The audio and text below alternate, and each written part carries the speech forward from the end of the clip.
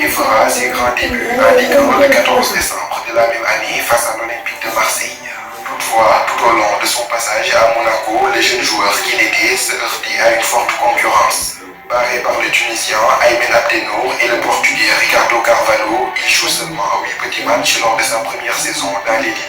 Désireux de trouver un temps de jeu plus conséquent, il part en prêt en Belgique du côté de Zulte Waregem. Un choix mûrement réfléchi qui sera par la suite très judicieux puisqu'il va s'y imposer. 35 matchs et 3 buts en Jupiler Pro League belge en 2015-2016.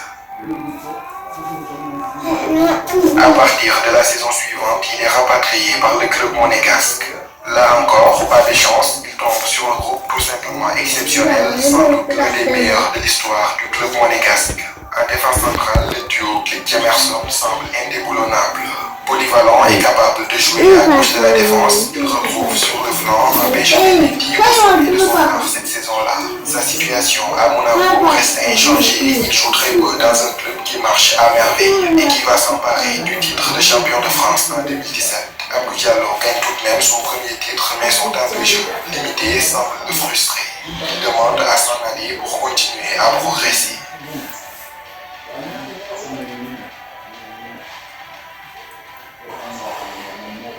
Le 14 juillet 2017, son vœu est exaucé. Il quitte l'AS Monaco et rejoint Mayence et la Bundesliga allemande. À partir de cet instant précis, le défenseur central, placardisé à l'AS Monaco, prend définitivement son envol. À Mayence, Abou Diallo enchaîne masterclass sur masterclass en défense centrale comme sur le côté gauche. Il figure à 6 reprises dans l'équipe type de Bundesliga de la semaine en 2017-2018, ce qui constituait un record pour un défenseur. Les clubs européens et pas les moindres se bousculent aux portes de Mayence pour s'attacher à ses services. Le natif de Tours décide de rester en Bundesliga et signe au Borussia Dortmund pour 28 millions d'euros. Avec les jaunes et noirs, il participe à 38 matchs dont 7 en Ligue des Champions. Pilier du dispositif défensif de Lucien Favre, Diallo forme un duo très solide avec le Suisse Manuel Akanji. Comme à Mayence, il continue de susciter l'intérêt des plus grands clubs européens. À l'été 2019, le PSG fait sauter la banque et débourse près de 32 millions d'euros pour s'attacher à ses services. Loin d'être épargné par les pépins physiques, il joue 23 matchs lors de sa première saison à Paris. Avec le club de la capitale française, il remporte le championnat de Ligue 1, le deuxième de sa carrière et atteint la finale de la Ligue des Champions. En 2020-2021, Abou Diallo est plus régulier.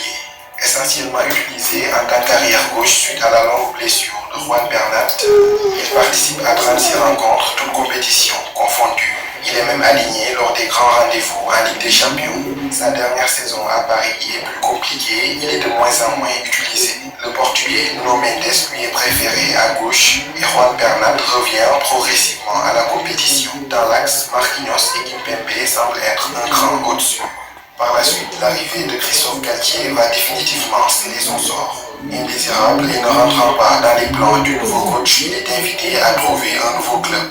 Le Milan AC et West Ham se positionnent, mais Abou Diallo préfère retourner en Allemagne au RB Leipzig. En quête de renouveau après une dernière saison compliquée avec le club de la capitale française, il est revenu dans le championnat où il a toujours brillé, la Bundesliga allemande.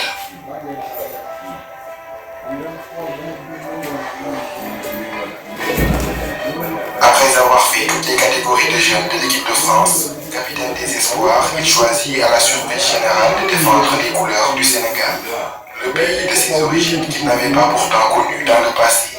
Mais un voyage à la mère patrie avait tout changé. J'ai pris mes affaires, je suis parti au Sénégal. En fait, c'est cette non-sélection qui m'a laissé le temps d'aller découvrir ma terre d'origine. Et j'arrive au Sénégal, et là je pars de Paris. Bonjour, Tic. J'arrive au Sénégal. Bonjour, ça va? C'est autre chose.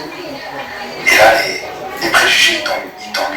Parce que quand tu as une vision franco-française, on dit l'Afrique c'est comme ça. Les Africains ils sont comme ça. Si l'Afrique en plus. Alors que là, c'est dans l'Afrique. Et tous les préjugés ils tombent. Et je kiffe. Ma femme elle kiffe.